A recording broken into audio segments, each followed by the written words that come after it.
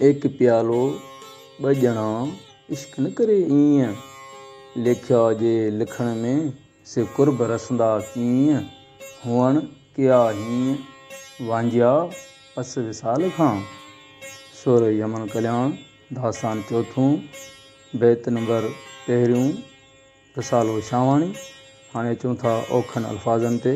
एक प्यालो माना हिकु प्यालो, ॿ ॼणा यानी पीअण वारा ॿ ॼणा यानी जेके साॻी हिकु प्याले मां पीअनि। इश्क न करे ईअं, इश्क ईअं नथो जाइज़ करे यानी झूठे ओभारे पीअण जी इजाज़त नथो ॾिए। लेखिया जंहिंजो मज़दर है लेखण माना ॻणणु हिसाब करणु। लेखिया माना लेखे में आंदा, शुमार कया हिसाब में आंदा, ॻणिया। लेखिया जे लिखण में जे हिसाब में शुमार कया वञनि था, जिन खे अञा हिकु ॿ करे शुमार करे सघिजे थो, यानी जिन पंहिंजी इनफरादी हस्ती न वञाई आहे। से कुर्ब रसंदा कीअं, अहिड़ा शख़्स महबूब जे वेझो वञणु यानी विसाल यानी मेलाप हासिल करण जा लाइक़ु न आहिनि। छाकाणि त इश्क जो अवल शर्त आहे दुई यानी ॿियाई धार करे मैशूक में हस्ती वञाइणु। कुर्ब माना विसाल खे, मेलाप खे। हुअण माना हस्ती ख़ुदी, हीअं माना हिन तरह हिन हालत में। वांझिया जो मज़दर आहे वांझणु माना रहिजी वञणु, महरूम रहणु। वांझिया माना महरूम रहिया, नाकाम रहिया, परे थी पिया, रहिजी विया, महरूम थी पिया। हुअण कया हीअं, ॾिस इनफरादी हस्ती हिननि खे अहिड़ी तरह विसाल खां महरूम करे छॾियो आहे। हाणे अचूं था सिटवार सम्झाणी ते।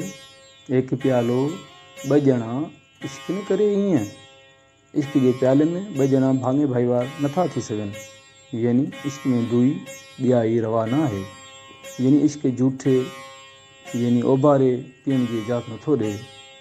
लेखिया जे लिखण में से कुर्ब रसंदा कीअं जे हिसाब में ॿ ॻणजनि था, उहो महबूब जो विसाल यानी मेलाप माणे न सघंदा। सजणो किन सालनि में हिते वरी ॿी पहिणी बि अचे थी।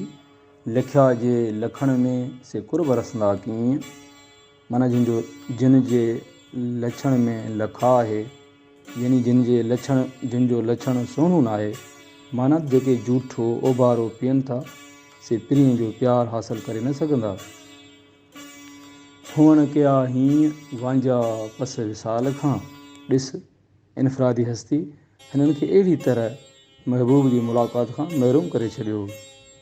बकौल गुरबख्शाणी जे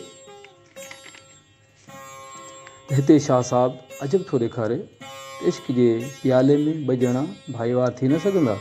आम तरह महफ़िलनि में हिकिड़े प्याले मां केतिरा ॼणा सुर्क सुर्क करे पीअंदा आहिनि, पर इश्क में दुई यानी ॿियाई बिल्कुलु रवा न आहे।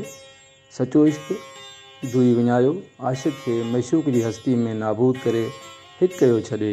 हक़ लतीफ़ सच लतीफ़।